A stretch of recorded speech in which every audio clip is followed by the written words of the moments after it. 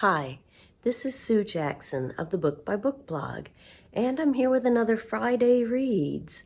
Though, as you can see, I am on the couch today, which is never a good sign with me. I'm sick and I don't know what's going on. Because of my immune disorder, I don't normally catch viruses like colds and flus and things like that. But COVID is in a class all by itself, and I do catch COVID, and I don't make any antibodies against it. And so that's what I'm at highest risk of. As of this morning, I'm testing negative, but the last 2 times I had it, I didn't test positive until the 4th day, and my son has had the same experience. So that is unfortunately the most likely explanation, though certainly I hope that's not the case because, well, when I had it last summer, I did get Paxlovid right away, and I was only sick for about a month and a half. The first time I had it without Paxlovid, it worsened my chronic illness for 6 months, so it's really serious with me, and I'm hoping that's not the case, but it is the most likely possibility. Anyway, let's talk about books. I did want to just record a short video today because I am so enjoying my books, and I wanted to tell you about them. Deacon King Kong by James McBride. I picked this for Black History Month, and it's also a buddy read with Nikki, who used to have the channel Red Dot Reads. This book is so good. I think last week when I talked about it, I had only just started it. I'm a little more than halfway now. You can see from the number and variety of my tabs that there is just so much depth to this book. As I might have mentioned last week, it's very entertaining, filled with vivid characters, a vibrant setting in a housing project in Brooklyn in 1969. The characters just come to life on the page. There are a wide diversity of people living in the housing project and near it. And you get everything here from the mostly Black and Hispanic residents of the project to the police that work in the area, to the drug traffickers and the gangs and the leaders of the criminal organizations in the area. And they all come from this one small place, and they all interact. And different chapters give you different perspectives of all of these various characters. So it is a real melting pot. I mean, I keep thinking this is America. This is what we're all about. And the author makes references several times here to the layers of immigrants who have come to this area and settled, that the housing project used to be filled with mostly Irish and then Italian, and now a lot of Black residents who came from the South and Hispanic residents who came from Central America or the Caribbean. You're just getting this whole melting pot immigrant experience that has always defined America, although it seems like a lot of people have forgotten that these days. As always, I'm really enjoying the buddy read with Nikki. And I probably drove her crazy with my last set of voicemails because there was just so much to talk about. It is entertaining and funny, yes, but there is also so many layers of meaning here. So much emotional depth. Really gets into, as I said, the history of this area, all the different people that live there, the inequities between the people living in the projects and the more wealthy white people that are in the rest of the area in Manhattan. We get each character's backstory, where they came from, their heritage, their culture, their parents and grandparents, but all in a way that is so entertaining. I'm just really enjoying it.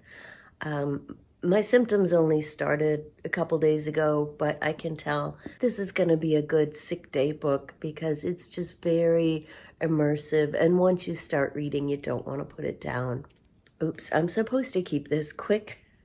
And I just got carried away talking about Deacon King Kong because it's so good. I've just finished listening to Between Two Kingdoms, a memoir of a life interrupted by Suleika Jawad. This is such an amazing memoir. It is about her experiences starting as a very young woman in dealing with a very serious form of leukemia. She was diagnosed at 22, but she'd had symptoms since 18. Took that long to get diagnosed. So of course it was quite advanced by the time they caught it. And it is all about her experiences as a cancer patient, going through treatment, her relationships with her family, with her boyfriend at the time. But at one point in the book, she gets to where she's in remission, and she goes on this epic road trip all the way around the country, 90 days, a road trip to meet up with all of the people she has met virtually during her illness. And there is so much in here that I relate to as someone living with chronic illness. Lots and lots. I bookmarked so many quotes. When I felt my energy starting to go downhill Monday night, I just sat with my earbuds in and transcribed a whole bunch of the quotes because this is due back to Libby tomorrow, I think, and I didn't want to lose it. There's just so much in here, and I related to so much of it, not just the sickness part, but also this experience of hers. We do a lot of big road trips. We're planning 2 of them right now, and we have done this. We have connected on the road with people that we only knew virtually through my blog, through my social media posts, through the support groups that I've set up. One in particular, a parents support group, now has over 2,000 members from all over the world. I started it back in 2010, and our family has met up with several of the people that we met through that group, and our shared, including one from Australia, and our shared experiences bonded us so closely. So I understand this. It is an amazing story. I had heard of Suleika prior to reading this book because my husband and I are big fans of John Batiste, who is her current husband. And she talks about that in the book. They actually met when they were kids at band camp, which I love, and how they kind of reunited and ended up getting together. If you saw the Super Bowl Sunday night, you saw an amazing performance by John of the national anthem. Fabulous, just amazing. He is just so talented. But what you may not know is that the beautiful paintings all over his piano of butterflies and vibrant colors was done by Suleika. Besides being a writer, she is also an artist. And if you check her out on Instagram, you can see more pictures of the piano.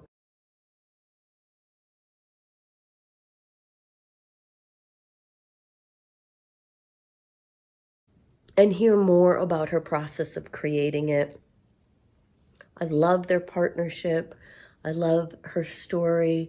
Unfortunately, she has relapsed twice now. I think she's still in the midst of treatment for another recurrence of her leukemia. But it's a wonderful story, and she is an excellent writer. So I highly recommend Between Two Kingdoms.